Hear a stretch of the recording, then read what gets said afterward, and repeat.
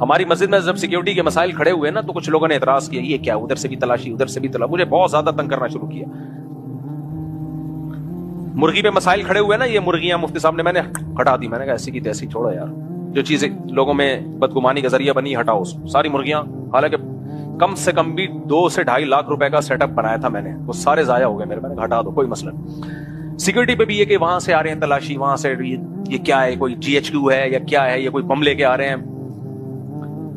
میں نے ساتھیوں سے بولا کوئی کمپرومائز نہیں کرنا ہے، کسی بے وقوف اور احمق کی بات میں سے ذرا بھی متاثر نہیں ہونا. میں نے کہا اس کو ڈبل کرنا ہے، کم نہیں کرنا. سمجھ رہے ہو؟ جتنے سارے نمازی خلاف ہو جائے نا ایسی کی تیسی جاؤ بھاڑ میں. میں نے کہا بے وقوفوں کی باتوں میں آ کے یہ تھوڑی کہ اس میں سیکیورٹی صرف ہماری نہیں ہے آپ کی بھی ہے. اللہ سب کو بچا کے رکھے. جب بم پھٹتا ہے نا تو جس کو ہدف بنایا جاتا ہے صرف وہ نہیں جاتا، غریبی میں 10-15 بھی اسی کے ساتھ جو بیان سننے آئے تھے وہ بھی چلے جاتے ہیں.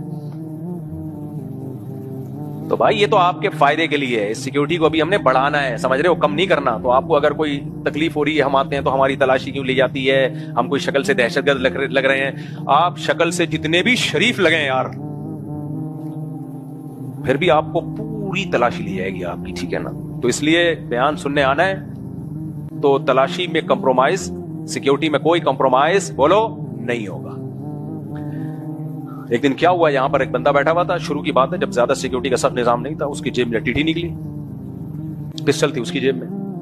ہم بدگمان نہیں ہو رہے، اپنے ڈیفنس کے لیے لایا ہوگا، لیکن بھائی کسی کے چہرے پہ تھوڑی لکھا ہوا ہوتا ہے.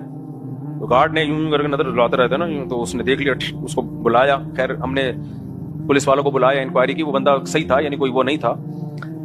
آپ ڈرے نہیں، آپ کہ اچھا یہاں تو ٹیٹیاں نکل رہی ہیں، گھبرانا نہیں ہے.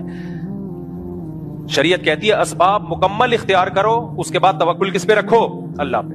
مرنا ہوگا جس دن، جو رات قبر میں گزرنی ہے کسی کا باپ بھی وہ قبر سے باہر نہیں گزروا سکتا، اور جو قبر میں نہیں گزرنی وہ کسی کا باپ بھی قبر میں نہیں گزروا سکتا آپ سے.